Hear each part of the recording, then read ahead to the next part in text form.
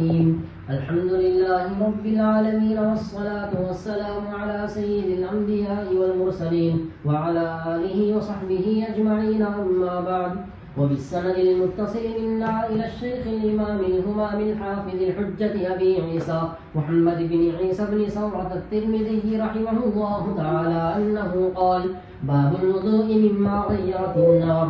وبه قال حدثنا ابن أبي عمر قال حدثنا سفيان بن عيينة عن محمد بن عمرو عن أبي سلمة عن أبي هريرة رضي الله تعالى عنه قال قال رسول الله صلى الله عليه وسلم الوضوء مما مست النار ولو من ثور عقد. قال فقال له ابن عباس رضي الله عنهما أنا أتوضأ من الدهن أنا أتوضأ من الحميم. فقال أبو هريرة رضي الله تعالى عنه يا ابن أخي إذا سمعت حديثا عن النبي صلى الله عليه وسلم فلا تضرب له مثلا. وفي الباب عن أم حبيبة وأم سلمة وزيد بن ثابت وأبي طلحة وأبي أيوب وأبي موسى رضي الله عنهم أجمعين. قال أبو عيسى وقد رأى بعض أهل العلم الوضوء مما غيرت النار وأكثر أهل العلم من أصحاب النبي صلى الله عليه وسلم والتابعين ومن بعدهم على ترك الوضوء مما غيرت النار.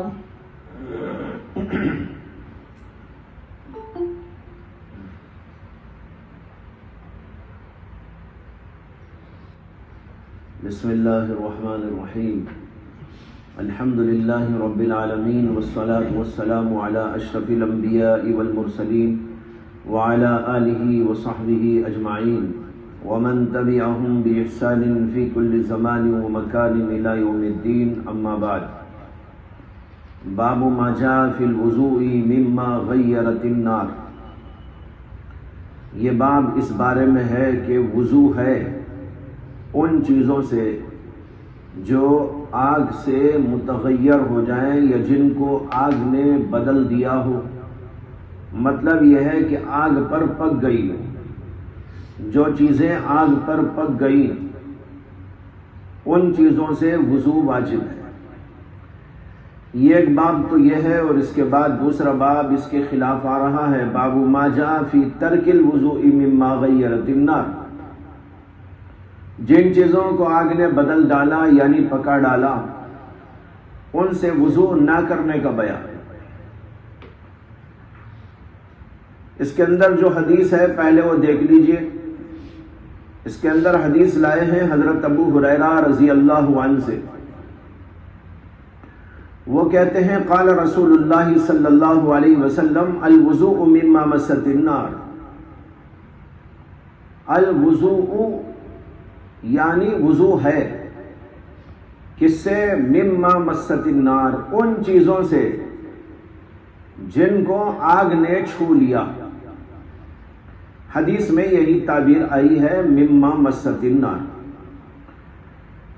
جن چیزوں کو آگ نے چھو لیا یعنی جو آگ پہ پک گئی، ان چیزوں کے استعمال کر لینے پر، کھا لینے پر وضو ہے، یعنی وضو واجب ہے. ولو من ثور عقد، اگرچہ کہ وہ پنیر کا ایک ٹکڑا ہی کیوں نہ ہو. عقد کہتے ہیں پنیر، اور ثور کے معنی ٹکڑا. ولو من ثور عقد، اگرچہ وہ اتنی چھوٹی سی چیز کیوں نہ ہو، جیسے پنیر کا ایک ٹکڑا، اس کو بھی اگر کسی نے کھا لیا، استعمال کر لیا تو اس کی وجہ سے وضو واجب ہے. راوی کہتے ہیں فقال له ابن عباس، جب حضرت سیدنا ابو ہریرہ رضی اللہ عنہ نے اس حدیث کو سنایا تو وہاں پر حضرت ابن عباس بھی موجود تھے. ابن عباس اگرچہ کہ ابو ہریرہ کی عمر کے اعتبار سے چھوٹے تھے لیکن فہم و بصیرت میں بہت بڑے ہوئے تھے. یہاں تک کہ حضرات صحابہ بھی ان پر اعتماد کرتے تھے. حضرت سیدنا عمر بن خطاب رضی اللہ عنہ بھی قرآن کریم کی تفسیر کے سلسلے میں ان سے معلومات کرتے تھے. بہرحال ابن عباس بھی وہاں موجود تھے جب انہوں نے یہ حدیث سنائی، یا ہو سکتا ہے کہ انہی کو سنائی. تو ابن عباس نے ان سے کہا یا ابا ہریرہ انا توضؤ من الدہن، آپ جو حدیث سنا رہے ہیں اس کے اعتبار سے تو پھر ہمیں جو ہے گرم کیا ہوا تیل اس سے بھی وضو کرنا پڑے گا. انتوضأ من الحمیم، تو کیا ہم گرم پانی سے بھی وضو کریں؟ یعنی گرم پانی استعمال کر لیں تو بھی اس سے وضو ٹوٹ جائے اور گرم پانی کے استعمال سے پھر دوبارہ وضو کرنا پڑے؟ آپ جو حدیث سنا رہے اس سے تو یہ مطلب نکل آیا الوضوء مما مست النار، آگ کو جس چیز کو بھی لگ گئی اور جس کو بھی اس نے متغیر کر دیا اس سے وضو ہے. تو اس کا مطلب یہ ہے کہ ہم تیل لگاتے ہیں، تیل بھی گرم کرتے ہیں، لگاتے ہیں، تو اس سے بھی وضو ٹوٹ گیا. اور اسی طریقے پر حمیم گرم پانی سے وضو کرے تو وضو ہی نہیں ہونا چاہیے.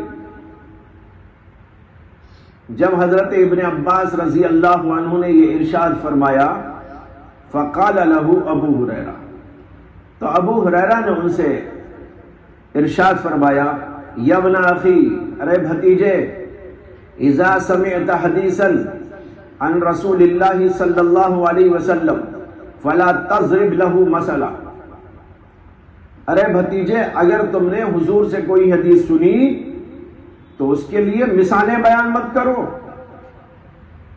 اپنی عقل کے گھوڑے نہ دوڑاؤ. میں تمہارے سامنے حدیث بیان کر رہا ہوں اور تم جو ہے عقل سے یہ پوچھ رہے ہو کہ اس سے وضو کرنا ہے یا پھر اس سے بھی وضو کرنا پڑے گا، گرم پانی سے بھی وضو نہیں ہوگا. میں نے تو حدیث تمہارے سامنے پیش کی ہے الوضوء مما مست النار، تو بس تمہارے لیے تو اس پر خاموشی اور اس پر عمل کرنا ہے. یہ سیدنا ابو ہریرہ رضی اللہ تعالی عنہ نے ارشاد فرمایا. اب یہاں ہم آگے بڑھنے سے پہلے ذرا سی اس حدیث کے اوپر روشنی ڈال لیں، کہیں کوئی غلط فہمی نہ ہو، نہ حضرت ابو ہریرہ کے بارے میں غلط فہمی ہو اور نہ ابن عباس رضی اللہ عنہ کے بارے میں غلط فہمی ہو. حضرت سیدنا عبداللہ بن عباس رضی اللہ عنہ بہت بڑے فقیہ تھے، حتیٰ کہ صحابہ میں بھی ان کی عقل، بصیرت اور تفقہ اور قرآن کے بارے میں ان کے فہم، ان کی بصیرت کے بارے میں تقریباً اتفاق رہا.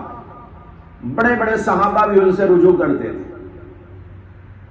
تو جب حضرت سیدنا ابو ہریرہ رضی اللہ عنہ نے حدیث بیان کی تو ابن عباس نے یہ سمجھا کہ حضرت ابو ہریرہ جو حدیث بیان کر رہے ہیں اور جس مقصد سے بیان کر رہے ہیں وہ مقصد حدیث کا نہیں ہے.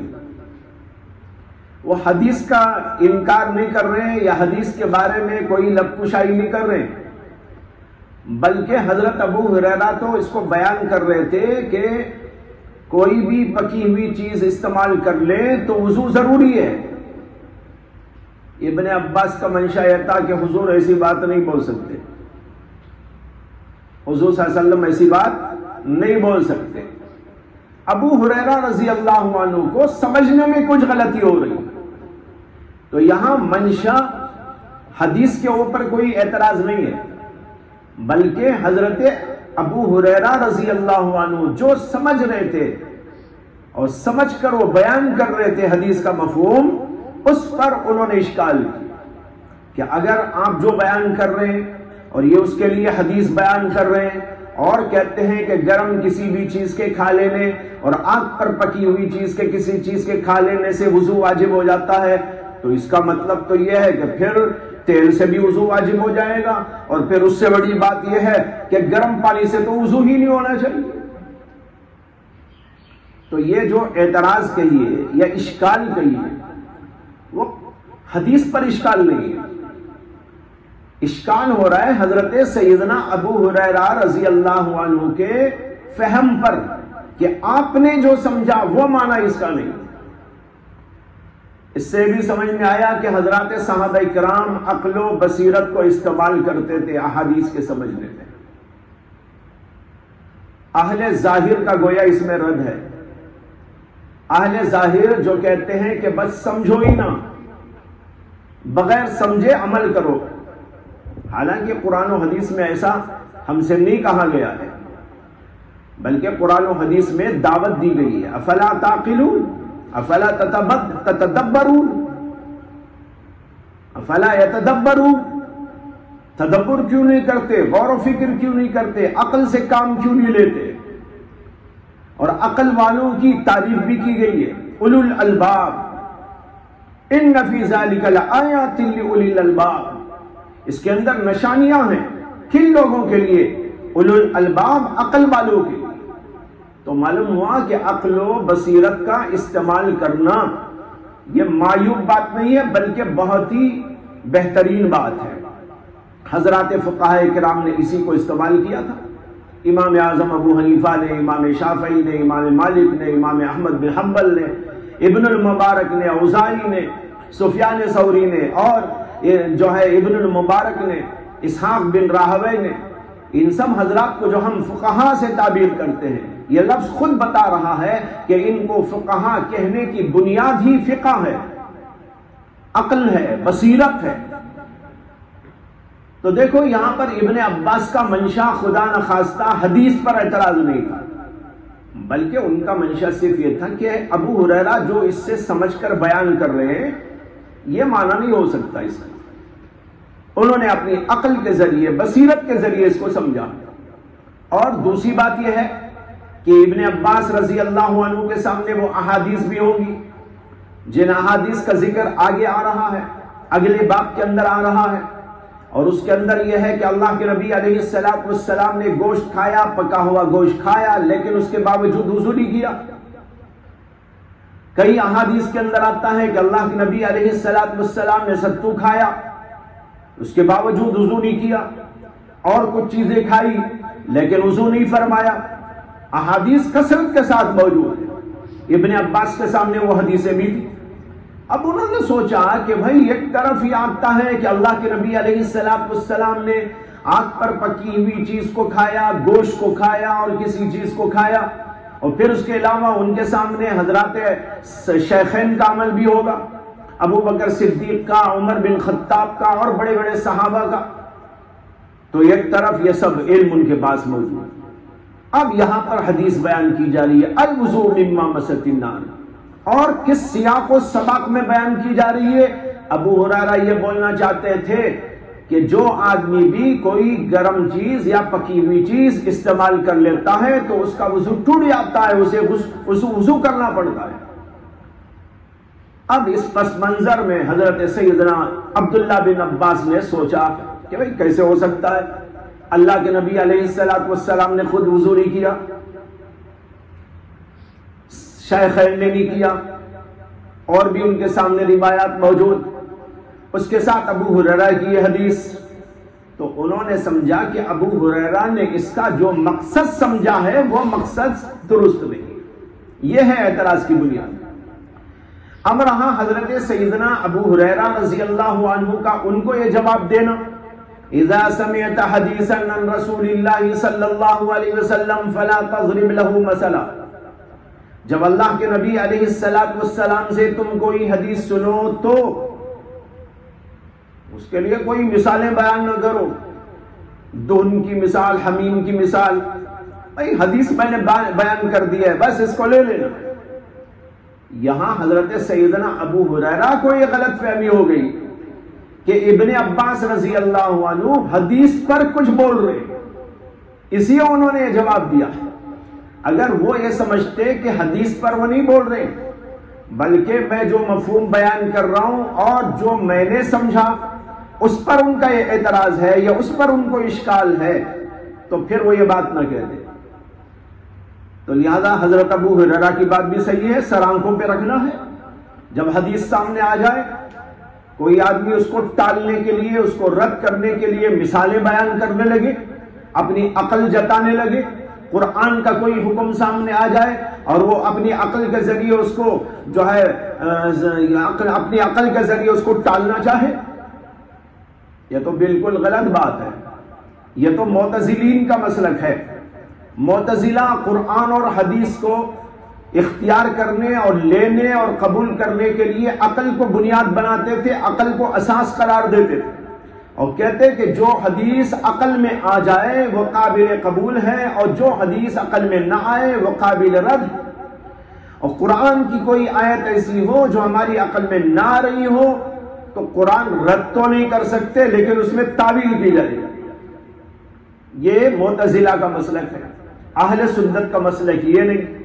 اہل سنت کہتے ہیں کہ تم کو لینا چاہیے، عقل تمہاری اس کو قبول کر رہی ہو یا نہ قبول کر رہی ہو، تمہاری عقل میں بات آ رہی ہو یا نہ آ رہی ہو، قرآن اور حدیث تمہارے لیے اساس ہے، بنیاد ہے۔ اب آپ سوچیں گے کہ دو باتوں میں تعارض ہے۔ ایک طرف تو یوں کہا جا رہا ہے کہ فقہاء کرام حدیث کو، قرآن کو عقل کی روشنی میں دیکھتے ہیں، سمجھتے ہیں۔ دیکھو دو باتوں میں بہت بڑا فرق ہے جو میں سمجھانا چاہ رہا ہوں، اس کو سمجھیے۔ ایک ہے قرآن اور حدیث کو قبول کرنے کے لیے عقل کو معیار بنانا، یہ غلط ہے۔ عقل کا کام یہ نہیں ہے، عقل کوئی حاکم نہیں ہے قرآن و حدیث پر، عقل کوئی فیصل نہیں ہے قرآن و حدیث پر۔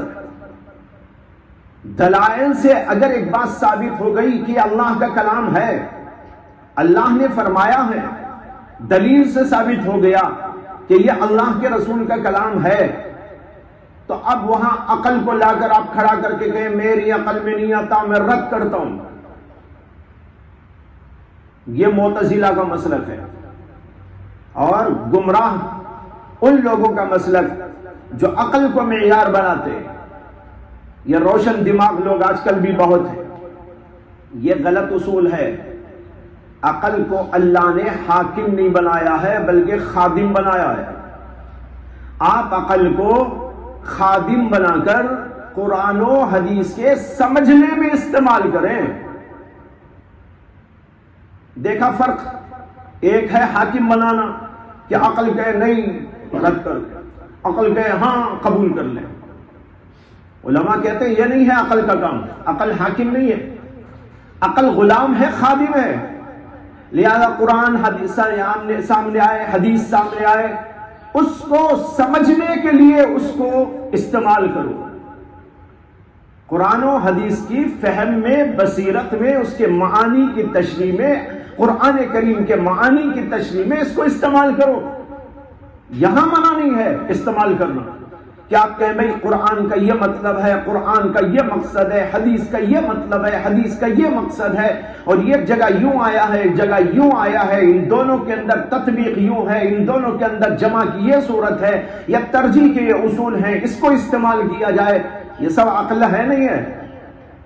اب یہ کس نے کہا کہ یہاں عقل آپ استعمال نہ کیجیے اور بدھو بن کے بیٹھ جائیے؟ نہیں، عقل کو استعمال کرنا ہے۔ تو قرآن و حدیث کے رد و قبول کے لیے عقل معیار نہیں، ہاں قرآن و حدیث کے سمجھنے میں اور اس کی تشریح میں، اس کی تطبیق میں، اس کی ترجیح میں، یہاں قرآن کو بطور غلام و خادم استعمال کر سکتے ہیں اور کرنا چاہیے۔ یہ ہے فرق دونوں میں۔ حضرات فقہا نے یہ کام کیا، معتزلہ نے وہ کام کیا تھا۔ انہوں نے رد و قبول کے لیے اس کو حاکم بنایا، علماء نے کہا وہ حاکم تھوڑا ہی ہے تمہاری، وہ تو غلام ہے، غلام کو حاکم بنا کے کیوں کھڑا کر دیا؟ حضرت تھانوی کی بات یاد آئی، عقل کو کہاں تک استعمال کرنا اور کہاں تک استعمال نہیں کرنا چاہیے۔ ایک بہترین مثال سے حضرت نے اس کو سمجھایا ہے۔ حضرت نے فرمایا کہ پہلے ایک مثال سمجھیے کہ ایک آدمی ہے، اس کے پاس گھوڑا ہے اور اس کو سفر کر کے ایک پہاڑ کے اوپر چڑھنا ہے، تو اب یہ آدمی تین باتوں میں سے ایک کام کرے گا۔ یا تو کیا کرے گا؟ سوچے گا کہ بھائی میرے پاس تو ماشاءاللہ گھوڑا ہے، چلو گھوڑا لے کر جاؤں گا یہاں سے، اور پھر اس کے بعد جب پہاڑ آئے گا تو پہاڑ کے اوپر چڑھوں گا گھوڑے کو لے کر۔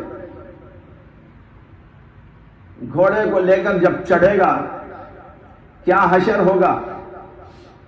ایسا گرے گا کہ قیامت تک شاید نہ اٹھے گا، ہے نا؟ تو دیکھو وہ اپنے گھر سے لے جاتا ہے گھوڑے کو، پھر اس کے بعد پہاڑ پہ چڑھنے کے لیے وہ اس کو استعمال کرتا ہے.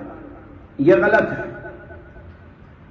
اگر اس نے ایسا کیا کہ سوچا کہ بھائی میرے پاس گھوڑا ہے لیکن گھوڑے پر بیٹھ کر میں پہاڑ کی چڑھائی تو نہیں چڑھ سکتا، گر جاؤں گا، اسے اب گھوڑے کو وہاں تک لے جانے کی بھی کیا ضرورت ہے، اسے گھر ہی میں باندھ کے چلے جاؤ. اب پہاڑ کہاں تھا؟ 10 کلومیٹر دور تھا، 25 کلومیٹر دور. اب گھر میں گھوڑے کو باندھ کر 25 کلومیٹر 10-15 کلومیٹر جتنا بھی تھا فاصلہ چلتے چلتے چلتے گیا، وہیں جا کے تھک کے بیٹھ گیا. اب چڑھنے کا نمبر آیا تو چڑھ ہی نہیں سکتا. یہ بہت بڑا بے وقوف اور پاگل ہے.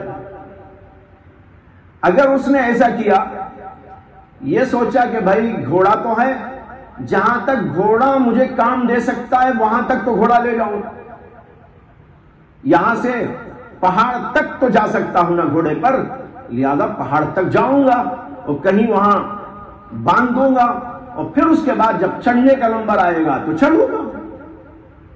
یہ عقل مند انسان ہے.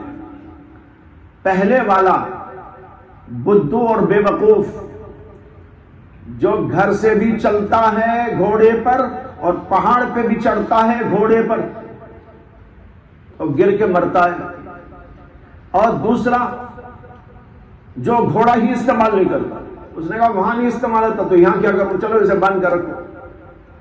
اور تیسرا یہ ہے کہ جہاں تک چل سکتا ہے گھوڑا وہاں تک چلاتا ہے، اور جہاں گھوڑے کا معاملہ نہیں ہے اور گھوڑا کام نہیں آ سکتا تو وہاں اس کو رکا دیتا ہے.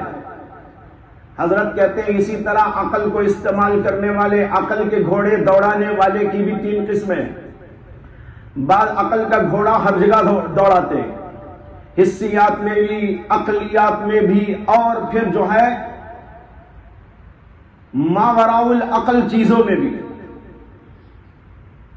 ماوراء العقل چیزوں میں گھوڑے، یہ عقل کا گھوڑا جا نہیں سکتا. جب وہاں چڑھتے ہیں وحی الہی کے بارے میں، نبیوں کے بارے میں، آخرت کے بارے میں، جنت کے بارے میں، دوزخ کے بارے میں، وہاں پر تو یہ چل نہیں سکتا. اسے ٹھوکریں کھاتے ہیں، جگہ جگہ جگہ جگہ ٹھوکریں کھاتے ہیں. کہتا کیسا یہ ہو سکتا ہے، کیسا یہ ہو سکتا ہے، یہ کیسا ہو سکتا ہے؟ عقل ہے اتنی، وہ چیز ہے اتنی بڑی، وہ اتنی چھوٹی عقل میں اتنی بڑی چیز کہاں سے آ جائے گی؟ لہذا وہاں پر ٹھوکریں کھاتے کھاتے آخرکار انکار کے راستے پہ آ جاتے ہیں اور گرتے ہیں، ایسا گرتے ہیں کہ جہنم میں گر کر ہمیشہ کے لیے چلے جاتے ہیں. بہت خطرناک راستہ ہے. اس لیے عقل کو ہر جگہ استعمال نہیں کرنا چاہیے، اس کے حدود کو پہچاننے کی ضرورت ہے. دوسرا آدمی اس نے کہا کہ بھائی کیا ضرورت ہے، گھوڑا جب وہاں نہیں چڑھ سکتا تو چلانے کی بھی کیا ضرورت. یہ بھی بہت بڑے بے وقوف لوگ ہیں جو عقل کو کہیں بھی استعمال نہیں کرتے، قرآن و حدیث سمجھنے میں بھی استعمال نہیں کرتے. وہ کہتے نہیں سمجھ میں نہیں کرتے، ہم کو اس کی ضرورت نہیں ہے. قرآن حدیث میں آ گیا ہے کہ اللہ کے نبی نے فرمایا لا یبولن احدکم فی الماء الدائم، ٹھہرے ہوئے پانی کے اندر پیشاب نہ کرو، بس پیشاب نہ کرو. اب یہ بحث نہ کرو پاخانہ کرنا جائز ہے کہ ناجائز، چھوڑ دو اسے.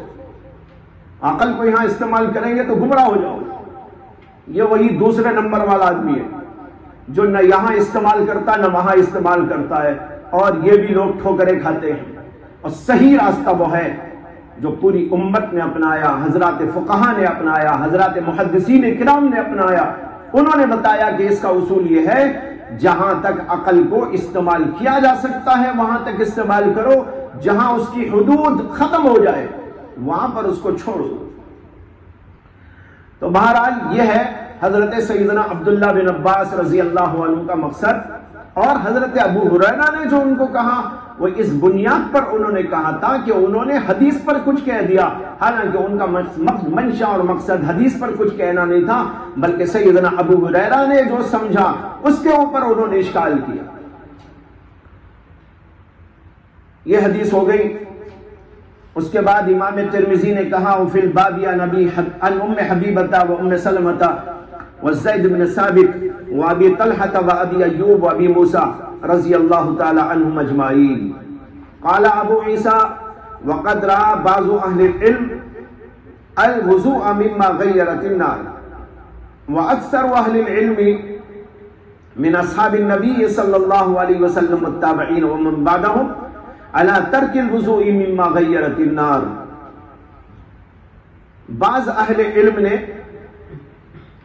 آگ پر پکی ہوئی چیزوں سے وضو کو واجب قرار دیا ہے، لیکن اکثر صحابہ و تابعین اور اس کے بعد کے علماء نے یہ کہا کہ آگ پر پکی ہوئی چیز سے وضو واجب نہیں ہے.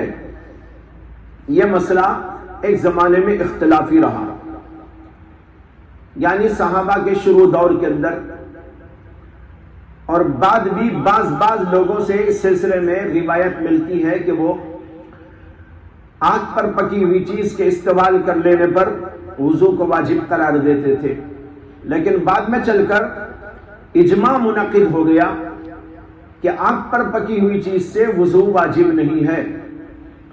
امام نووی رحمت اللہ علیہ نے شرح مسلم کے اندر ارشاد فرمایا کہ انعقد الاجماع على ترک الوضوء مما مست النار، اور بعد میں کہتے ہیں کان الخلاف فیہ معروفا بین الصحابۃ والتابعین ثم استقر الاجماع على انه لا وضوء مما مست النار. صحابہ و تابعین میں شروع میں اختلاف رہا ہے، لیکن بعد میں چل کر پوری امت اس بات پر مجتمع ہو گئی کہ مما مست النار سے وضو نہیں ہے. امام حازمی نے اپنی کتاب الاعتبار میں بعض لوگوں کا نام ذکر کیا ہے جو وضو کو واجب قرار دیتے تھے. ان میں ایک ابن عمر کا نام ہے، ابو طلحہ کا نام ہے، انس بن مالک کا نام ہے، ابو موسیٰ اشعری کا نام ہے، حضرت عائشہ اور زید بن ثابت اور ابو ہریرہ کا نام ہے. اور بعد کے لوگوں میں عمر بن عبدالعزیز اور ابو مجلس، ابو قلابہ، حسن بصری اور امام زہری، ان کا نام آتا ہے. اور پھر اس کے بعد انہوں نے لکھا وَذَهَبَ أَكْثَرُ أَهْلِ الْعِلْمِ وَفُقَهَاءِ الْأَمْصَارِ إِلَى تَرْكِ الْوُضُوءِ مِمَّا مَسَّ النَّارِ. لیکن جمہور اور اکثر علماء اور فقہاء امصار اس بات کی طرف گئے ہیں کہ مما مست النار سے وضو نہیں ہے. بعد میں جیسے کہ نووی نے کہا کہ اجماع بھی منعقد ہو گیا. جب اجماع ہی منعقد ہو گیا تو اب کوئی مسئلہ ہی نہیں رہا. اب پوری دنیا کے علماء، پوری دنیا کے مختلف طبقات کے لوگ، یعنی مختلف طبقات کے فقہا اس بات پر متفق ہو چکے ہیں کہ وضو واجب نہیں ہے مما مست النار سے. اور جو حدیث اس سلسلے میں وارد ہوئی، جیسے کہ ابھی ہم نے پڑھا الوضوء مما مست النار، مسلم کے اندر بھی یہ حدیث آئی ہے، اور امام مسلم نے غالباً 9 سندوں کے ساتھ اس کو بیان کیا. حدیث صحیح درجے کی ہے، اس کے اندر کوئی اشکال نہیں. علماء نے اس کے جوابات دیے.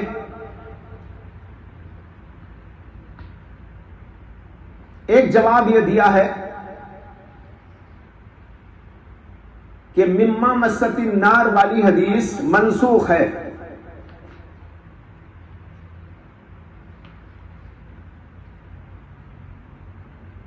اور اس کی دلیل ابو داؤد میں آیا ہوا حضرت جابر کا ایک جملہ ہے.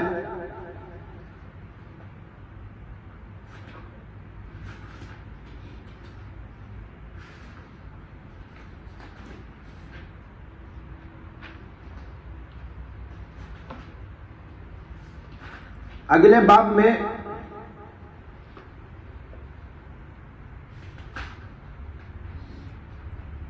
جو حدیث آ رہی ہے حضرت جابر سے اس کے اندر یہ قصہ آیا ہے کہ اللہ کے نبی علیہ السلام نے گوشت کھایا اور پھر اس کے بعد ظہر کا وقت ہوا تو وضو فرمایا اور پھر جا کر نماز پڑھی اور تشریف لائے اور پھر اس کے بعد بھی کچھ کھایا. پھر جب عصر کا وقت ہوا تو آپ نے وضو نہیں کیا، بغیر وضو کے آپ نے اس وقت نماز پڑھی. یہ واقعہ آگے آ رہا ہے اور ابو داؤد نے اسی واقعے کے ذکر پر حضرت جابر کا یہ جملہ نقل کیا ہے وَكَانَ آخِرَ الْأَمْرَيْنِ مِنْ رَسُولِ اللَّهِ صلی اللہ علیہ وسلم ترک الوضوء مما غیت النار. حضور کے دو معاملوں میں سے آخری معاملہ ترک وضوء مما غیرت النار تھا. کیا مطلب ہوا؟ مطلب یہ ہوا کہ حضور نے پہلے تو وضو کیا اور پھر اس کے بعد وضو نہیں کیا. تو نہ کرنا، ترک وضو، یہ آخر الامرین ہے، دو میں سے آخری معاملہ یہی تھا. لیکن یہاں پر امکان یہ ہے کہ حضرت جابر کا یہ کہنا کانا آخر الامرین، یہ جواز و اباحت اور منع کی جو روایتیں ہیں ان کے مقابلے میں نہیں ہے یہ، بلکہ اس دن کے واقعے کے بارے میں ہے.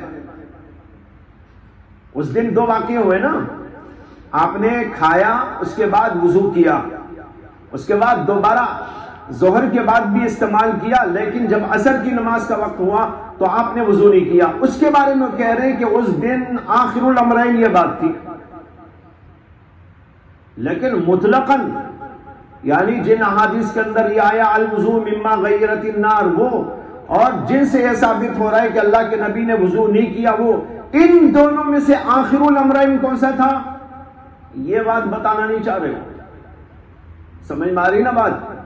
یہ تو ہے حضور کا وہ ارشاد فرمانا الوضوء مما غیرت النار، اور دوسری طرف یہ حضور کا کھانا اور وضو نہ کرنا. ان دونوں میں کون سا آخر الامرین تھا یہ بتانا نہیں چاہ رہے. اس دن کے واقعے میں آخر الامرین یہ تھا. اگر اس دن کے اندر یہ آخر الامرین تھا تو اس سے اتنا ثابت ہوا کہ حضور نے ایک دفعہ وضو کیا، ایک دفعہ وضو نہیں کیا. وہ جو وضو کیا ہو سکتا ہے کہ وہ وضو کرنا حدث کی وجہ سے ہوا ہو. سمجھ میں آیا نا؟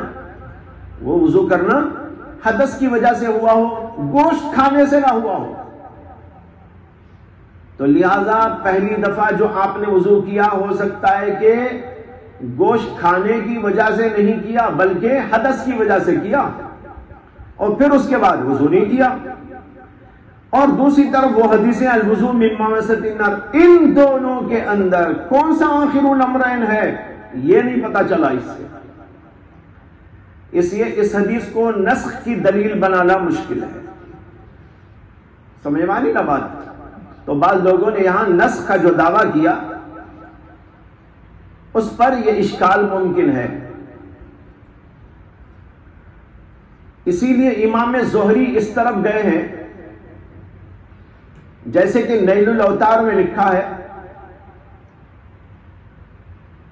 کہ جن روایات کے اندر وضو نہ کرنے کا بیان ہے وہ پہلی روایات ہے، اور جس کے اندر یہ ہے الوضوء مما مست النار یہ بعد کی روایات ہے. امام زہری کا یہ مسلک، وہ پہلی ان حدیثوں کو منسوخ مانتے اور کہتے ہیں کہ وہ منسوخ ہے اور یہ ناسخ ہے. تو لہذا یہ کہنے کی بھی گنجائش موجود ہے. لیکن اس کا جواب علماء نے یہ دیا ہے کہ رسول اللہ صلی اللہ علیہ وسلم کے بعد جمہور صحابہ کرام جن میں شیخین بھی ہیں انہوں نے گرم چیزوں کو یا پاک پر پکی ہوئی چیزوں کو استعمال کرنے کے بعد وضو نہیں کیا. یہ اس بات کی دلیل ہے کہ الوضوء مما مست النار یہ منسوخ ہو سکتی ہے، وہ منسوخ نہیں ہے جس کے اندر یہ آیا ہے کہ اللہ کے نبی علیہ السلام نے وضو نہیں کیا۔ تو بہرحال ایک بات یہ ہے جو کہی گئی۔ دوسرا جواب ان روایات کے دیا گیا ہے کہ ان المراد بالوضوء غسل الفم والکفین، حدیثوں کے اندر جو آیا ہے کہ وضو واجب ہے، تو یہاں وضو سے مراد وضو کرنا نہیں ہے جو نماز کے لیے وضو ہوتا ہے، بلکہ یہاں وضو کا اطلاق لغوی معنی پر کیا گیا ہے، اور لغت کے اندر منہ دھونے، ہاتھ دھونے کو بھی کہتے ہیں وضو۔ تو لہذا الوضوء مما مست النار کا مطلب یہ ہوگا کہ آگ پر پکی ہوئی چیز کے استعمال کر لینے پر کلی کر لینا، منہ صاف کر لینا، ہاتھ دھو لینا، کیونکہ اس میں کچھ چکنائی ہوتی ہے، کچھ مسالے ہوتے ہیں، کچھ اس طرح کی چیزیں ہوتی ہیں، تو ان کو کھا لینے کے بعد منہ صاف کر لینا اچھی بات ہے۔ اور اس کی دلیل ایک روایت ہے جو حضرت اکراش بن زویب سے مروی ہے، اور امام ترمذی نے اس کو روایت کیا ہے دوسری جلد کے اندر کتاب الاطعمہ میں یہ روایت موجود ہے۔ روایت کا حاصل یہ ہے کہ حضرت اکراش کہتے ہیں کہ بنو مرہ بن عبید نے ان کو بھیجا، ان کا قبیلہ تھا وہ، کہ رسول اللہ صلی اللہ علیہ وسلم کی خدمت میں زکوٰۃ لے جا کر پہنچا کے آؤ۔ وہ حضور اقدس صلی اللہ علیہ وسلم کی خدمت میں آئے زکوٰۃ کا مال پہنچانے کے لیے۔ مہاجرین و صحابہ کے درمیان اللہ کے نبی علیہ السلام تشریف فرما تھے، لا کر انہوں نے پیش کیا، اور پھر اس کے بعد مجلس برخاست ہوئی تو اللہ کے نبی علیہ السلام نے ان کا ہاتھ پکڑا اور اپنے گھر لے گئے، حضرت ام سلمہ کے گھر، اور پوچھا کہ کھانے کے لیے کچھ ہے؟ تو انہوں نے کھانے کے لیے جو تھا وہ بھیجا۔ چنانچہ کھانے کے لیے کچھ کھانے کی چیزیں آئی اور اس کو استعمال کیا گیا، اور پھر اس کے بعد کچھ کھجور وغیرہ لائے گئے، وہ بھی اللہ کے نبی علیہ السلام نے استعمال فرمایا۔ اس کے اندر یہ بھی ہے کہ جب کھانا کھانے کے لیے بیٹھے تو حضرت اکراش پلیٹ میں ہاتھ ڈال کر ادھر سے ادھر سے لے رہے تھے۔ آپ نے فرمایا کہ بھائی ادھر سے ادھر سے لینے کی ضرورت نہیں، ایک طرف سے کھاؤ، یعنی ادب سکھایا آپ نے، ہاتھ ادھر ڈالنا ادھر ڈالنا، اس کی وجہ ایک طرف سے کھاؤ۔ اور پھر جب کھجوریں لائی گئی تو کھجوریں مختلف قسم کی ہوتی ہیں، اد کچی ہوتی ہیں، پکی ہوتی ہیں، سوکھی ہوئی ہوتی ہیں، مختلف قسم کے پلیٹ میں تھے، تو یہ ایک ہی طرف سے کھانے لگے۔ تو آپ نے کہا کہ نہیں، اب تم جدھر سے چاہے کھاؤ، اس لیے کہ یہ تو مختلف قسم کا پھل ہے۔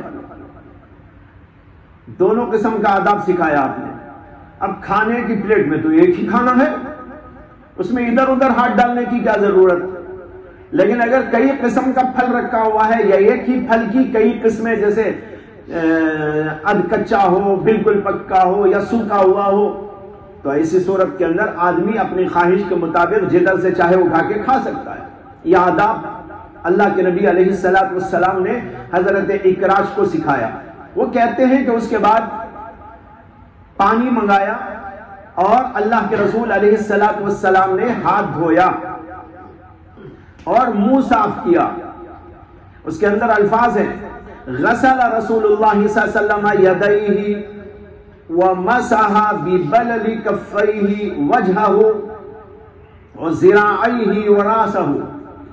پھر جو ہاتھ میں پانی تھا اس سے آپ نے اپنے چہرے کو پوچھ لیا، ایسا کر کے۔ یہ جو رواج ہے نا، یہ سنت ہے کہ ہاتھ دھونے کے بعد چہرے پر پوچھ لیں اور ہاتھوں کو پوچھ لیں، ذراعیں اور راسہ، سر کو بھی ایسا کر لیا۔ یہ سب کچھ کرنے کے بعد اللہ کے رسول نے کہا یا اکراش ھذا الوضوء مما غیرت النار، کہا اے اکراش یہ ہے مما غیرت النار سے وضو۔ بات بالکل صاف ہو گئی، سمجھ میں آیا؟ یہ دوسرا جواب ہے۔ تیسرا جواب یہ ہے کہ جن احادیث کے اندر وضو کا ذکر کیا گیا ہے یہ محمول علی الاستحباب ہیں، لا علی الوجوب، یہ وجوب پر محمول نہیں بلکہ استحباب پر محمول ہے، لہذا وضو کر لینا مستحب ہے۔ اگر وضو نہ کرے کوئی گناہ کی بات نہیں، یہ واجب نہیں، اور اس سے کوئی وضو نہیں ٹوٹتا، یہ مستحب طور پر حضور اقدس صلی اللہ علیہ وسلم نے فرمایا ہے۔ اور اس کی دلیل بھی یہ ہے کہ ایک دفعہ حضرت مغیرہ بن شعبہ رضی اللہ عنہ کھانا کھانے کے بعد اللہ کے نبی علیہ السلام کی خدمت اقدس میں پانی لے کر حاضر ہوئے وضو کرنے کے لیے۔ اللہ کے رسول علیہ السلام نے ان کو جھڑک دیا اور کہا ارے دور ہٹو، وراک لفظ ہے اس کے اندر، وراک پیچھے ہٹو۔ وہ کہتے ہیں کہ میرے دل میں ذرا عجیب لگا کہ میں حضور کی خدمت کرنے آیا لیکن حضور اقدس صلی اللہ علیہ وسلم نے مجھ کو جھڑک دیا۔ انہوں نے پھر کسی موقع پر عرض کیا کہ یا رسول اللہ، مغیرہ کے دل میں آپ کے جھڑکنے کی وجہ سے کچھ پریشانی پیدا ہو گئی، شق علیہ انتہارک ایاہ، اس کے اوپر بڑا بوجھ معلوم ہو رہا ہے، اور یہ وہ خیال کرنے لگا ہے، مغیرہ یعنی خود پیش کر رہے ہو، کہتے ہیں مغیرہ کو یہ خیال ہو رہا ہے ان یکون فی نفسک علیہ شیء، کہ آپ کے دل میں شاید میرے بارے میں کچھ برائی ہے، کچھ میں نے ایسا غلط کر دیا ہو جس کی وجہ سے آپ کو تکلیف ہو رہی ہے، اس لیے آپ نے مجھ کو جھڑک دیا۔ اللہ کے رسول علیہ السلام نے فرمایا لیس علیہ فی نفسی الا خیر، مغیرہ کے بارے میں میرے دل میں سوائے خیر کے کچھ نہیں، ولیکن اتانی بماء لا لاتوضا وانما اکلت طعاما ولو فعلت لفعل الناس ذلك بعدی۔ حضور نے کہا بس یہ ہوا کہ کھانے کے بعد انہوں نے پانی پیش کیا، حالانکہ میں نے تو کھانا ہی کھایا تھا نا، انما اکلت طعاما، انما اکلت طعاما، میں تو کھانا ہی کھایا تھا، اگر کھانے کے بعد میں وضو کرتا تو لوگ بھی میرے بعد یہی روش اختیار کر لیتے، ولو فعلت فعل الناس، یہ حضور نے فرمایا۔ اس سے معلوم ہوا کہ یہ کرنا کوئی واجب نہیں ہے، اگر واجب ہوتا تو حضور کر کے دکھاتے، بلکہ حضور اقدس صلی اللہ علیہ وسلم نے تو یہاں وضو ہی سے انکار کر دیا، تو اس میں استحباب کا بھی درجہ نہیں معلوم ہو رہا ہے۔ اسی لیے بعض علماء کہتے ہیں کہ اس کے اندر کچھ تدریج معلوم ہوتی ہے احکام میں، جیسے کہ شیخ الاسلام مولانا شبیر احمد عثمانی رحمۃ اللہ علیہ فتح الملہم کے اندر کہتے ہیں کہ ایسا لگتا ہے کہ اللہ کے نبی علیہ السلام نے پہلے یہ حکم دیا تھا کہ وضو کریں، واجب طور پر حکم دیا تھا، لیکن بعد میں تخفیف کی اور کہا کہ پورا وضو کرنے کی ضرورت نہیں ہے، بلکہ اس کے بعد استحباب کا درجہ رکھا، اور پھر اس کے بعد وہ استحباب بھی ختم ہو گیا، اور استحباب کی جگہ اتنا ہے کہ بس منہ ہاتھ دھو لیے جائیں، کلی کر لی جائے۔ تو تدریجاً یہ احکام آئے ہیں۔ تو الوضوء مما مست النار پہلے کہا گیا، وجوب پر محمول تھا، پھر اس کے بعد یہ روایت جو آ رہی ہے اس سے معلوم ہوا کہ استحباب کا درجہ بھی نہیں ہے، اور پھر اس کے بعد آپ نے یہ بھی بتا دیا کہ وضو کرنے ہی کی ضرورت نہیں بلکہ سے منہ ہاتھ دھو لینا کافی ہوتا ہے۔ یہی ہے جمہور علماء کرام کا مسلک۔ اس کے بعد دوسرا باب پڑھ لیجئے۔ باب في ترك الوضوء مما غيرت النار. وبه قال حدثنا ابن أبي عمر قال حدثنا سفيان بن عيينة قال حدثنا عبد الله بن محمد بن عقيل سمع جابرا قال سفيان وحدثنا محمد بن المنكدر عن جابر رضي الله تعالى عنه قال خرج رسول الله صلى الله عليه وسلم وأنا معه فدخل على امرأة من الأنصار فذبحت له شاة فأكل وأتته بقناع من رطب فأكل منه ثم توضأ للظهر وصلى ثم انصرف فأتته بعلالة من علالة الشاة فأكل ثم صلى العصر ولم يتوضأ. وفي الباب عن أبي بكر الصديق رضي الله تعالى عنه ولا يصح حديث أبي بكر رضي الله تعالى عنه في هذا من قبل إسناده، إنما رواه حسام بن مسك عن ابن سيرين عن ابن عباس عن أبي بكر الصديق رضي الله تعالى عنهم عن النبي صلى الله عليه وسلم. والصحيح إنما هو عن ابن عباس رضي الله تعالى عنهما عن النبي صلى الله عليه وسلم. هكذا رواه الحفاظ. وروي من غير وجه عن ابن سيرين عن ابن عباس رضي الله عنهما عن النبي صلى الله عليه وسلم.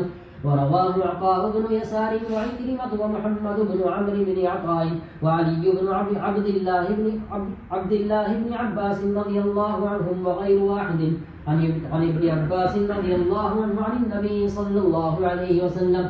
ولم يذكروا فيه عن أبي بكر الصديق رضي الله عنه، وهذا أصح. وفي الباب عن أبي هريرة وابن مسعود وأبي رافع وأم الحكم وعمر بن أمية وأم عامر وسويد بن النعمان وأم سلمة رضي الله تعالى عنهم أجمعين. قال أبو عيسى: والعمل على هذا عند أكثر أهل العلم من أصحاب النبي صلى الله عليه وسلم والتابعين ومن بعدهم، مثل سفيان وابن المبارك والشافعي وأحمد وإسحاق، رووا ترك الوضوء مما مست النار. وهذا آخر الأمرين من رسول الله صلى الله عليه وسلم. وكان هذا الحديث ناسخا للحديث الأول، حديث الوضوء مما مست النار. یہ اس کے مقابل دوسرا باب ہے، باب ما جاء فی ترک الوضوء مما غیرت النار. اس کے اندر حضرت جابر کی حدیث آئی جس کا حوالہ میں نے پیش کیا تھا. اس کی سند یوں ہے: حدثنا ابن ابی عمر قال حدثنا سفیان بن عیینہ قال حدثنا عبداللہ بن محمد بن عقیل سمع جابر. اس کے اندر سفیان بن عیینہ روایت کرتے ہیں اور کہتے ہیں کہ ہم سے حدیث بیان کی عبداللہ بن محمد بن عقیل نے، اور انہوں نے حضرت جابر کو کہتا ہوا سنا. سفیان کہتے ہیں وحدثنا، اور یہی حدیث ہم سے بیان کی محمد ابن المنکدر نے، اور انہوں نے حضرت جابر سے. معلوم ہوا کہ سفیان کے دو استاد ہیں، ایک ہیں عبداللہ بن محمد بن عقیل اور دوسرے محمد ابن المنکدر. یہ دونوں استاد ہیں اور انہوں نے سنا ہے حضرت جابر سے. حضرت جابر کہتے ہیں خرج رسول اللہ صلی اللہ علیہ وسلم وانا معه. ایک بار اللہ کے رسول علیہ السلام گھر کے باہر نکلے اور میں بھی آپ کے ساتھ ساتھ تھا. فدخل على امرأة من الانصار، اور آپ ایک انصاری خاتون کے ہاں تشریف لے گئے. فذبحت له شاة فأكل. اس عورت نے اللہ کے نبی علیہ السلام کے لیے ایک بکری ذبح کی، اس کو پکا کے لا کے پیش کر دیا. اللہ کے نبی نے اس کو کھایا. وَأَتَتْهُ بِقِنَاعٍ مِّن رُطَبٍ، اور پھر ایک طبق لے آئی. قناع کہتے ہیں طبق. وَأَتَتْهُ بِقِنَاعٍ، اور اللہ کے نبی کے پاس وہ عورت ایک قناع یعنی طبق لائی. من رطب، رطب کھجور کی، اد کچے کھجور، رطب. فَأَكَلَ مِنْهُ، تو اللہ کے نبی نے اس کو بھی کھایا. ثم توضأ للظہر وصلى، پھر ظہر کے لیے وضو کیا اور نماز پڑھی. ثم انصرف، پھر واپس تشریف لائے، یعنی نماز مسجد میں پڑھ کر واپس تشریف لائے. وانصرف فأتته بعلالة من علالة الشاة، پھر وہ عورت حضور کے پاس بکری کا بچا ہوا لے آئی. علالہ کہتے ہیں بقیہ، جو بچا ہوا تھا نا، پہلے جو کھا کر چھوڑ دیا تھا وہ رکھا ہوا تھا، تو اسی کو لے کر آئی. علالہ بعلالة من علالة الشاة فأكل، تو اللہ کے نبی نے اس میں سے بھی کھایا. ثم صلی العصر ولم يتوضأ، پھر عصر کی نماز پڑھی اور آپ نے وضو نہیں فرمایا. وفي الباب عن ابي بكر الصديق وابن عباس وابي هريرة وابن مسعود وابي رافع وام الحكم وعمر بن أمية وام عامر وسويد بن نعمان وام سلمة. ان سب حضرات سے اس سلسلے میں روایات آئی ہیں کہ اللہ کے نبی علیہ السلام نے کچھ کھا پینے کے بعد وضو نہیں فرمایا. ایسی ہی روایت نہیں، یعنی یہ مضمون کی روایت جس میں یہ آیا ہے کہ اللہ کے رسول نے کچھ کھایا، پکی ہوئی چیزوں کو استعمال فرمایا، لیکن آپ نے وضو نہیں فرمایا. ایسی روایات ابو بکر سے اور ابن عباس سے، ابو ہریرہ سے وغیرہ وغیرہ، ان سب سے روایات آئی ہیں. امام ترمذی نے اپنی عادت کے مطابق ابو بکر صدیق کی حدیث کا حوالہ دیا تو اسی پر کلام شروع کر دیا. جیسے پہلے بھی بتایا ہے حدیث تو یہاں نہیں ہوتی، وہ خالی ہر روایت کا حوالہ دیتے ہیں لیکن کلام اس پر شروع کر دیتے ہیں. یہاں بھی انہوں نے ایسے ہی کیا ہے. چنانچہ آگے کہا قال ابو عیسیٰ ولا يصح حدیث ابی بکر فی هذا الباب من قبل اسنادہ. ابو بکر صدیق کی جو حدیث اس باب میں وارد ہوئی ہے وہ صحیح نہیں ہے اس کی سند کے اعتبار سے. انما رواہ حسام بن مسک، اس کو تو روایت کیا ہے حسام بن مسک نے ابن سیرین سے، اور انہوں نے ابن عباس سے، انہوں نے ابو بکر صدیق سے، اور ابو بکر نے حضور اقدس صلی اللہ علیہ وسلم سے. والصحیح انما ہوا عن ابن عباس عن النبی صلی اللہ علیہ وسلم. لیکن صحیح بات یہ ہے کہ یہ روایت ابن عباس سے ہے اور ابن عباس حضور سے روایت کرتے ہیں، بیچ میں ابو بکر کا حوالہ نہیں ہے. صحیح ہے. ہاکذا روى الحفاظ، حفاظ نے اسی طرح اس کو روایت کیا ہے بغیر ابو بکر صدیق کے حوالے. وروی من غیر وجہ عن ابن سیرین عن ابن عباس عن النبی صلی اللہ علیہ وسلم، اور متعدد طرق سے ابن سیرین سے روایت ہے اور انہوں نے ابن عباس سے اور انہوں نے رسول اللہ صلی اللہ علیہ وسلم سے روایت کیا ہے. ورواہ عطاء بن یسار واکرمہ ومحمد بن عمرو بن عطاء وعلی بن عبد اللہ بن عباس وغیر واحد عن ابن عباس عن النبی صلی اللہ علیہ وسلم ولم يذکروا فیہ عن ابی بکر الصدیق. اور لوگوں کا بھی حوالہ دیا کہ ان سب لوگوں نے اس کو روایت کیا ہے. عطا نے، اکرمہ نے، محمد ابن عمرو بن عطا نے، علی ابن عبداللہ نے، اور بھی لوگوں نے ابن عباس سے روایت کیا. ابن سیرین ہی کی طرح انہوں نے بھی روایت کیا ہے اور اس کے اندر ابو بکر صدیق کا کوئی حوالہ نہیں ہے. وہذا اصح، یہی بات زیادہ صحیح ہے. قال ابو عیسیٰ والعمل على هذا عند اکثر اہل العلم من اصحاب النبی صلی اللہ علیہ وسلم والتابعین ومن بعدهم مثل سفیان الثوری وابن المبارک والشافعی واحمد واسحاق رعوا ترک الوضوء مما مست النار. یہی سب علماء کا مسلک ہے. حوالہ میں بھی پہلے دے چکا ہوں. وَهَذَا آخِرُ الْأَمْرَيْنِ مِنْ رَسُولِ اللَّهِ صلی اللہ علیہ وسلم. ابو داؤد نے تو یہ جملہ نقل کیا ہے حضرت جابر کا. یہاں امام ترمذی اپنا جملہ بول رہے ہیں، حضرت جابر کا جملہ نہیں. حضرت جابر کے جملے میں بحث ہے کہ آخر الامرین سے کیا مراد. بعض لوگوں نے یہ مطلب لیا آخر الامرین کا کہ حضور نے وضو کے وجوب کا جو حکم دیا تھا اس میں، اور پھر جو عمل کر کے عدم وجوب بتایا اس میں، ان دونوں میں سے آخر الامرین یہ ہے کہ واجب نہیں. سمجھ میں آیا؟ لیکن میں کہہ چکا ہوں کہ اس کے بارے میں اشکال ہو سکتا ہے کہ وہاں آخر الامرین کا مطلب اس دن کا واقعے کا آخر الامرین ہو، مطلق حضور کی باتوں کا آخر الامرین نہیں.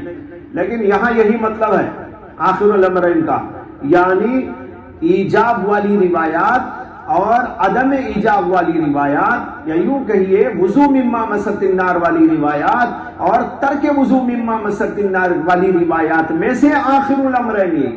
امام ترمذی کے کلام میں تو یہ متعین ہے مطلب، لیکن حضرت جابر کے کلام میں جو ابو داؤد میں یہ جملہ آیا ہے وہاں پر بحث ہے، یہ یاد رکھ لیجئے.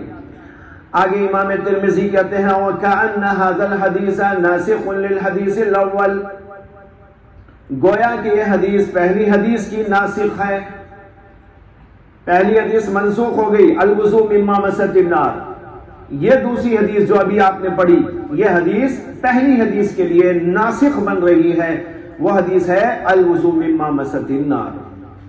جی باب الوضوء من لحوم الإبل. وبه قال حدثنا هناد قال حدثنا أبو معاوية عن الأعمش عن عبد الله بن عبد الله عن عبد الرحمن بن أبي ليلى عن البراء بن عازب رضي الله تعالى عنه وعنهم قال سئل رسول الله صلى الله عليه وسلم عن الوضوء من لحوم الإبل فقال توضؤوا منها، وسئل عن الوضوء من لحوم الغنم فقال لا تتوضؤوا منها. في الباب عن جابر بن سمرة وأسيد بن حضير رضي الله عنهما قال أبو عيسى وقد روى الحجاج بن ورقاط هذا الحديث عن عبد الله عن عبد الرحمن بن أبي ليلى عن أسيد بن حضير، والصحيح حديث عبد الرحمن بن أبي ليلى عن البراء بن عازب رضي الله عنه، وهو قول أحمد وإسحاق.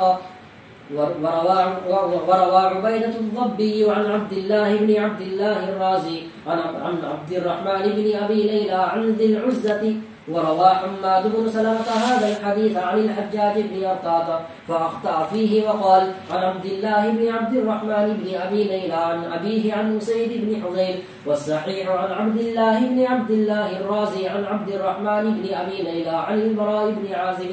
قال إسحاق أصح ما في هذا الباب حديثان عن رسول الله صلى الله عليه وسلم، حديث البراء وحديث جابر بن سمرة رضي الله عنهما. باب ما جاء فی الوضوء من لحوم الابل، اونٹوں کے گوشت کھانے سے وضو واجب ہونے کا بیان۔ اونٹ کا گوشت کھانے سے وضو واجب ہو جاتا ہے کہ نہیں، یہ مسئلہ اختلافی ہے، اور یہ مسئلہ پہلے مسئلے سے ہٹا ہوا الگ مسئلہ ہے، پہلے مسئلے کے ماتحت نہیں ہے، جس میں وضو مما مست النار ہے، یعنی آگ پہ پکی ہوئی چیز، آگ پر پکی ہوئی ہو یا نہ پکی ہوئی ہو، دونوں صورتوں میں یہاں مسئلہ ہے۔ سمجھ میں آیا؟ ایک تو اونٹ کا گوشت پکا ہوا ہونے کی وجہ سے وضو ٹوٹنا ہے، یہاں وہ مسئلہ نہیں ہے، وہ مسئلہ تو آپ نے اوپر پڑھ لیا، لیکن خاص اونٹ کا گوشت کھانے سے چاہے وہ پکا ہوا کھائے یا بغیر پکا کھائے، اس سے وضو ٹوٹتا ہے کہ نہیں، یہ مسئلہ اختلافی ہے۔ پہلا مسئلہ اختلافی تھا اور یہ مسئلہ اختلافی ہے، یعنی آج بھی ہے اختلاف۔ وہ مسئلہ تو ایسا کہ اس میں اختلاف رہا کسی زمانے میں، بعد میں تو اجماع منعقد ہو گیا کہ بھائی اس سے وضو واجب نہیں، لیکن اس مسئلے میں آج بھی اختلاف ہے۔ اختلاف کیا ہے؟ جمہور علماء تو کہتے ہیں کہ لحم ابل کے استعمال کرنے پر وضو واجب نہیں، لیکن امام احمد بن حنبل اور امام اسحاق بن راہویہ کا یہ مسلک ہے کہ اونٹ کا گوشت کھانے سے وضو واجب ہے۔ آج کل سعودی عرب کے اندر امام احمد بن حنبل کے ہی مسلک کے لوگ ہیں، وہاں یہی فتویٰ دیا جاتا ہے، اور کتابیں میں ملتی ہیں، چھوٹی موٹی کتابیں حاجیوں اور عمرہ کرنے والوں کو لوگ بانٹتے رہتے ہیں، اس کے اندر بھی یہ مسئلہ لکھا ہوا ہوتا ہے۔ بہت سے لوگ پریشان ہو جاتے ہیں اس لیے کہ وہ کتابیں ہر ایک کو دیتے ہیں، حنفیوں کو بھی دیتے ہیں، شافعیوں کو بھی دیتے ہیں، سب کو جسے جسے ملے پہنچاتے رہتے ہیں، اور ترجمہ شدہ کتابیں ہوتی ہیں، عربی کتابیں بھی ہوتی ہیں، عربی سے ترجمہ ہوئی کتابیں بھی ہوتی ہیں۔ اب بیچارے عوام اس کو پڑھتے ہیں۔ کئی لوگوں نے مجھ سے خود پوچھا، کتاب دکھا دکھا کے پوچھا کہ کتاب کے اندر لکھا ہوا ہے ان چیزوں سے وضو ٹوٹ جاتا ہے، نمبر 1، نمبر 2، نمبر 3، اس کے اندر یہ بھی ہے کہ جو ہے اونٹ کا گوشت کھانے سے۔ اب بیچارے پریشان ہو جاتے ہیں، ان کو معلوم ہی نہیں رہتا، اس لیے کہ مسئلہ تو بہت کم لوگ جانتے ہوں گے عوام میں، ان کے مسلک والے تو جانتے ہیں، ہمارے مسلک والوں کو کہاں علم، یہ تو علماء جانتے ہیں کہ ہاں بھائی اس میں اختلاف ہے۔ اب جو بیچارے عوام الناس جنہوں نے کبھی یہ مسئلہ سنا ہی نہیں اور پڑھا ہی نہیں، اب وہ پریشان ہوتے ہیں اور پوچھتے رہتے ہیں۔ خیر، امام احمد بن حنبل اور امام اسحاق بن راہویہ کا مسلک ہے۔ اس زمانے میں اسحاق بن راہویہ کا مسلک تو نہیں چلتا، اور دنیا میں کوئی ان کے ماننے والے لوگ آج موجود نہیں ہیں۔ ایک زمانے تک ان کا مسلک دنیا میں چلتا تھا، اور حضرات فقہا میں باقاعدہ ان کے بھی متبعین جیسے امام ابو حنیفہ کے اور امام شافعی، امام احمد اور امام مالک کے آج ہے، اسی طرح ایک جمع غفیر ان کے بھی ماننے والوں کا تھا، لیکن ان کو ایسے شاگرد نہیں ملے اور ایسے متبعین نہیں ملے کہ وہ ان کے مسلک کو بعد میں باقی رکھتے۔ اللہ کی حکمت کا تقاضا یہ ہوا کہ بس 4 مسلک چلے، اسے 4 چلتے۔ بعض لوگ یہ اشکال کرتے رہتے ہیں کہ بھئی جب فقہاء اتنے سارے ہوئے ہیں تو 4 ہی کو کیوں، 4 ہی کی کیا تخصیص؟ قرآن میں کہاں آیا ہے، حدیث میں کہاں آیا ہے کہ 4 اماموں ہی کو مانو؟ فقہاء تو بہت ہیں، ابن المبارک بھی ایک فقیہ تھے، اسحاق بن راہویہ بھی ایک فقیہ تھے، سفیان الثوری بھی ایک فقیہ تھے، امام اوزاعی بھی ایک فقیہ تھے، اور بھی بہت سارے، ابن ابی لیلہ فقیہ تھے اور ان کے ماننے والے بھی تھے۔ لیکن یہ سوال ہم سے کرنا بے سود ہے، اس لیے کہ ہم کیا جانے کہ اللہ کی کیا حکمت۔ 4 امام مشہور ہو گئے، 4 اماموں کے ماننے والے رہ گئے۔ اللہ نے یہ تو نہیں کہا کہ 4 ہی کو مانو، یہ کہا کہ مانو۔ اب 4 ہی باقی رہ گئے، دوسرے نہ رہے، تو ہمارے سے کیا سوال ہے نا؟ دیکھیے محدثین بھی بہت پیدا ہوئے، لیکن چند کی کتابیں ہی ہمارے پاس رہ گئی، باقی کا نام تو سنتے ہیں لیکن ان کے کارنامے سامنے نہیں ہیں، ان کی کتابیں سامنے نہیں ہیں۔ اب کوئی کہنے لگے کہ بھائی انہی کتابوں پر کیا انحصار ہے، اور ابھی تو بہت سارے محدثین گزرے ہیں اور ان کی کتابیں بھی، کہا جائے گا کہ وہ کتابیں بھی ناپید ہو گئی، بہت سی کتابیں آج موجود ہی نہیں، جو رہ گئی ان کے اندر جو احادیث آنی تھی آ گئی ہیں، تقریباً سب کے سب آ گئی، وہ سب موجود ہے، اس کے اوپر عمل کیجئے۔ تو بہرحال یہ بتا رہا تھا کہ امام اسحاق کے ماننے والے تو اب نہیں ہیں، لیکن امام احمد بن حنبل رحمۃ اللہ علیہ کے ماننے والے بہت بڑی تعداد کے اندر دنیا میں موجود ہے، اور ان کا یہ مسلک ہے کہ گوشت اگر اونٹ کا کھا لیا تو وضو ٹوٹ جائے گا اور اس کی وجہ سے دوبارہ وضو کرنا پڑے گا۔ ان حضرات کی دلیل حدیث باب ہے جو آپ کے سامنے،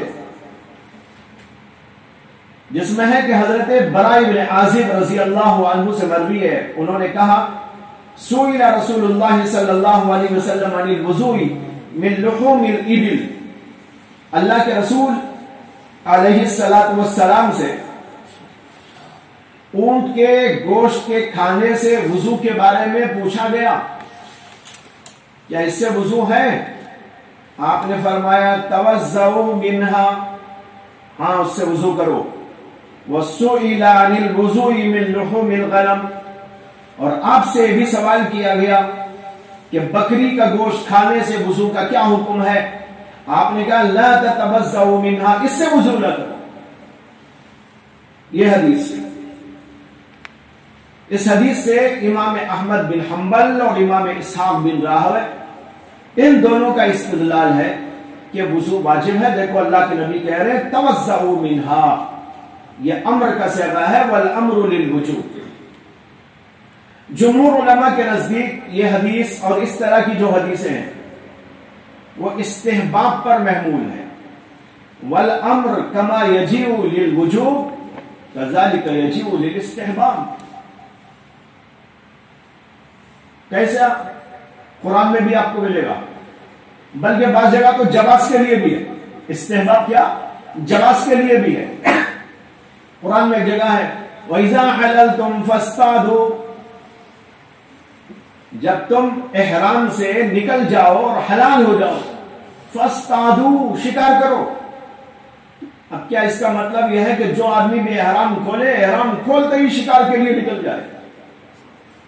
وَالْأَمْرُ لِلْوُجُوبِ یہ نہیں کہا جاتا، اب یہاں پر کہا جائے گا وَالْأَمْرُ لِلْجَوَازِ ہے، محض جواز بتانے کے لیے۔ کیوں؟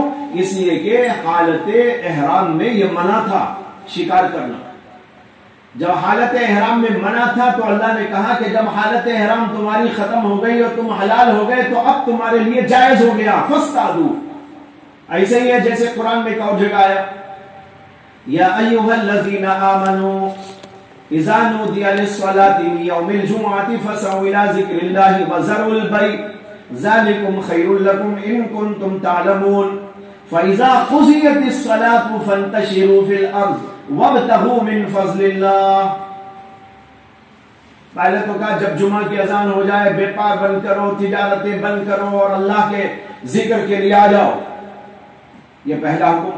اس کے بعد کہتے ہیں فَإِذَا قُضِيَتِ الصَّلَاةُ، جب نماز ہو جائے جمعہ کی نماز، فَانتَشِرُوا فِي الْأَرْضِ، زمین میں پھیل جاؤ.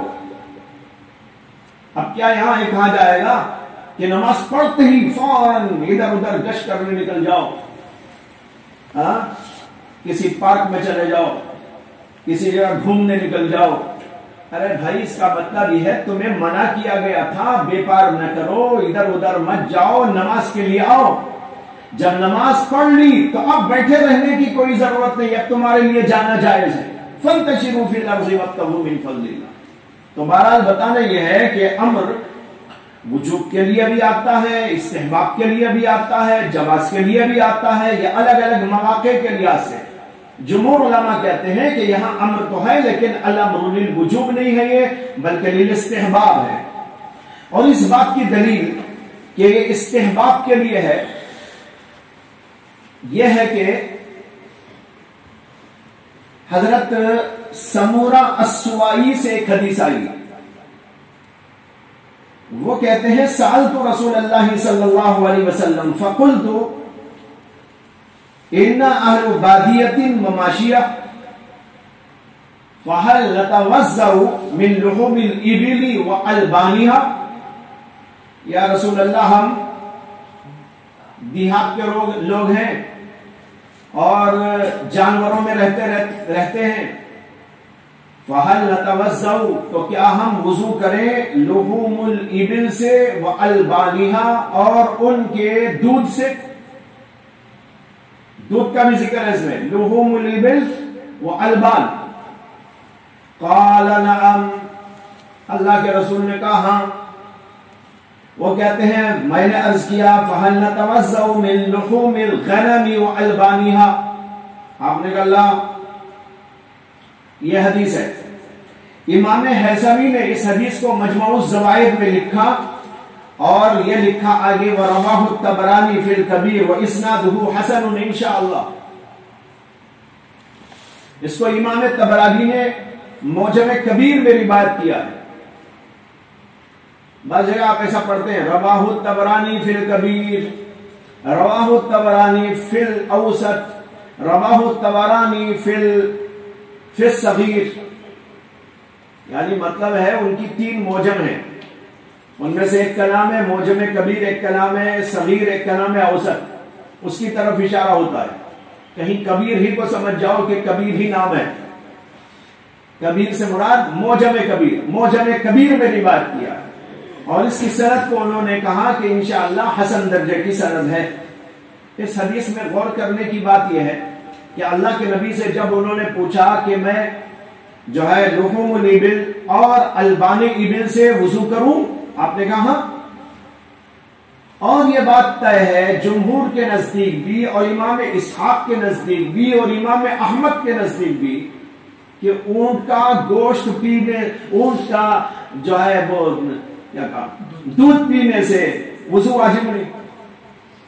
اب ایک ہی اس میں آیا دونوں. اب یہاں سب کہتے ہیں بھائی یہاں مراد یہ ہے استحباب کا درجہ ہے، استحباب کے لیے فرمایا. تو لہذا البان کے لیے اگر استحباب کے لیے ہے تو لحوم کے لیے بھی استحباب کے لیے. یہ اس کی دلیل ہے. اور مجموع الزوائد ہی میں ایک اور روایت بھی ہے، اس کے اندر بھی یہی مضمون آیا ہے اور اس کے اندر عمل بتایا ہے رسول اللہ صلی اللہ علیہ وسلم کا. یہ روایت آئی ہے موسیٰ بن طلحہ سے. موسیٰ بن طلحہ روایت کرتے ہیں اپنے والد سے اور وہ اپنے دادا سے. وہ کہتے ہیں کان رسول اللہ صلی اللہ علیہ وسلم یتوضأ من البان الابل ولحومها ولا يتوضأ من البان الغنم ولحومها ويصلي في مرابضها. اللہ کے رسول علیہ الصلوۃ والسلام اونٹ کا گوشت اور اونٹ کے دودھ کے استعمال کے بعد وضو کیا کرتے تھے، لیکن غنم یعنی بکری کے دودھ اور بکری کے گوشت کے استعمال کرنے کے بعد وضو نہیں کیا کرتے تھے۔ دیکھ رہے اس میں حضور کے بارے میں بھی آ رہا ہے عمل، اوپر کی حدیث تو قول ہے، سوال کیا اللہ کے نبی نے کہا ہاں، اور وہاں بھی گوشت اور البان دونوں کا ذکر ہے، یہاں بھی گوشت اور البان دونوں کا ذکر ہے۔ اللہ کے نبی علیہ السلام وضو کرتے تھے۔ اب یہاں ساری دنیا کے علماء کا اتفاق ہے کہ اونٹوں کا دودھ استعمال کرنے کے بعد وضو واجب نہیں، مستحب ہے۔ اسی طرح ہم کہتے ہیں کہ اگر یہاں مستحب ہے تو یہاں بھی مستحب ہے۔ یہ دلیل ہے اس بات کی، اسی کہ دونوں کو ایک ہی میں اللہ کے نبی علیہ السلام نے بیان کیا اور صحابی نے بھی ایک ہی انداز پر اس کو بیان فرمایا ہے۔ اس حدیث کو امام حیثمی نے مجموع الزوائد میں پیش کرنے کے بعد میں کہا رواہ ابو یعلا وفیہ رجل لم یسمع،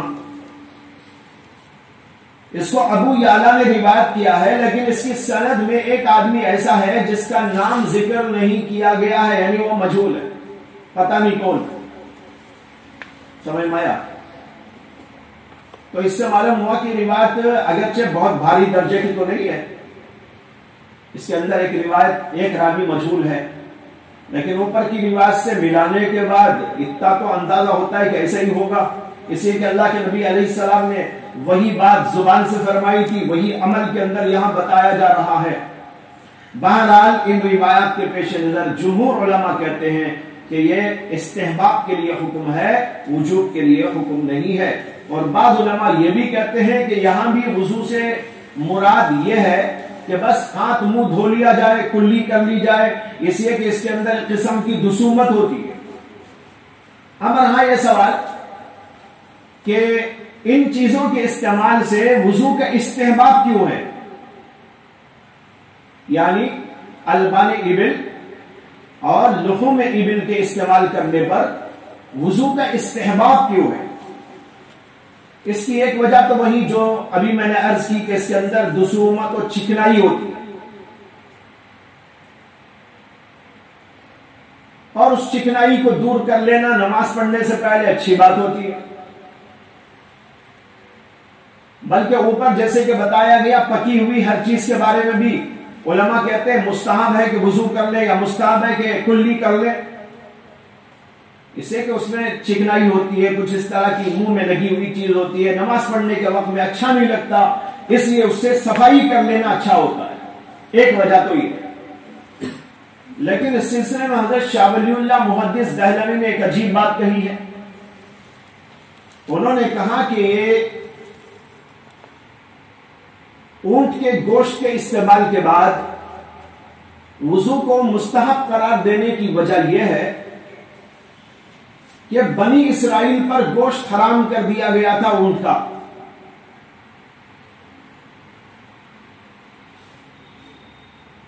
بنی اسرائیل پر اونٹ کے گوشت کو حرام کر دیا گیا تھا،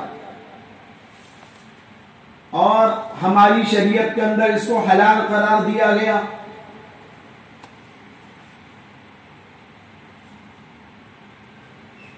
جب ہماری شریعت میں اس کو حلال قرار دیا گیا تو شکرانے میں وضو کو مستحب قرار دیا گیا کہ اس کے شکر میں وضو کر لیا گیا۔ یہ حضرت شاہ ولی اللہ صاحب رحمت اللہ علیہ نے بیان کیا ہے، لیکن یہ جواب محل نظر آتا ہے، یہ جواب محل نظر آتا ہے، کیونکہ شکرانے میں عبادات مقصودہ کو مستحب قرار دینا تو سمجھ میں آتا ہے، عبادات غیر مقصودہ کو شکرانے میں مستحب قرار دینا، جہاں تک میرا ذہن کام کرتا ہے ایسی کوئی نظیر نہیں۔ اللہ کا ذکر کرو، نماز پڑھو، 2 رکعت نماز پڑھو، قرآن کی تلاوت کرو، صدقہ کرو، خیرات کرو شکرانے میں، یہ تو ہے، لیکن شکرانے میں وضو کرو، شکرانے میں غسل کرو، یہ بات کچھ عجیب سے لگتی ہے۔ تو بہرحال حضرت شاہ ولی اللہ صاحب رحمت اللہ علیہ نے یہ بات بیان فرمائی ہے۔ یہ ہے جمہور کی طرف سے اس کا جواب. اس کے بعد باب دیکھ لیجئے. وفی الباب عن جابر بن سمورہ وأسيد بن حذير قال أبو عيسى وقد روى الحجاج بن أرطاط هذا الحديث عن عبد الله عن عبد الرحمن بن أبي ليلى عن أسيد بن حذير. اوپر جو حدیث آپ نے پڑھی ہے یہ ہے آمش سے، اور آمش روایت کرتے ہیں عبداللہ بن عبداللہ رازی سے، اور وہ عبد الرحمن ابن ابی لیلہ سے، اور عبد الرحمن ابن ابی لیلہ برا ابن عازب رضی اللہ عنہ سے. امام ترمذی کہتے ہیں کہ اس حدیث کو حجاج بن ارطاط نے عبداللہ بن عبداللہ سے روایت کیا ہے، یعنی جیسا آمش روایت کر رہے ہیں عبداللہ بن عبداللہ سے. امام آمش کے استاد اور حجاج بن ارطاط کے استاد ایک ہی ہیں، عبداللہ بن عبداللہ. لیکن فرق یہ ہے کہ انہوں نے کہا عبداللہ بن عبداللہ سے، اور عبداللہ بن عبداللہ نے عبد الرحمن ابن ابی لیلہ سے، اور عبد الرحمن ابن ابی لیلہ نے اسید بن حذیر رضی اللہ عنہ سے. صحابی بدل گئے.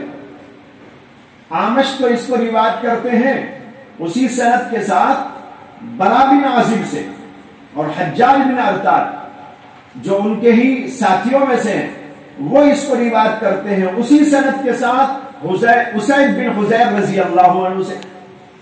امام ترمذی کہتے ہیں صحیح یہ ہے کہ یہ حضرت برا بن عازب کے مسندات میں سے ہے. والصحیح حدیث عبد الرحمن ابن ابی لیلہ عن البراء ابن عازب.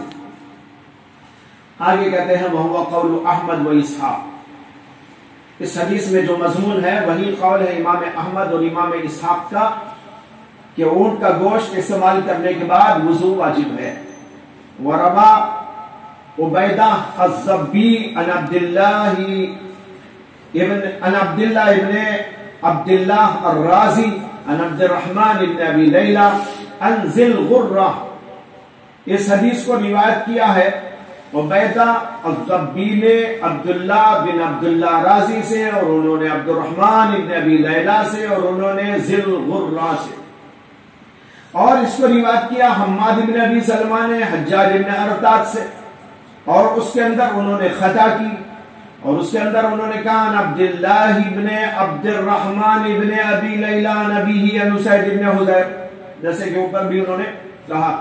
والصحیح عن عبداللہ ابن عبداللہ الرازی عن عبد الرحمن ابن ابی لیلہ عن البراء ابن عازب. قال اسحاق صح في هذا الحديث في هذا الباب حديثان عن رسول الله صلى الله عليه وسلم حدیث البراء وحدیث جابر بن سمورہ. اس باب کے اندر دو حدیثیں صحیح ثابت ہو چکی ہیں، ایک برا کی حدیث جو اوپر ابھی آپ نے پڑھ لی، اور دوسرے حضرت جابر بن سمورہ کی حدیث. ان دونوں کے اندر وہی مضمون آیا ہے. امام ترمذی نے حضرت جابر کی حدیث کا اوپر حوالہ دیا ہے، اور اسید بن حذیر کی حدیث کے بارے میں تو ابھی سن لیا کہ وہ صحیح نہیں ہے، وہ تو براہی کی حدیث میں بعض راویوں کی غلطی ہو گئی ہے. تو دو روایتیں اس سلسلے میں صحیح ہیں، ایک روایت حضرت برا کی اور دوسری روایت حضرت جابر کی. وهو قول احمد واسحاق وقد روي عن بعض اهل العلم من التابعين وغيرهم انهم لم يروا الوضوء من لحوم الابل وهو قول سفيان واهل الكوفه.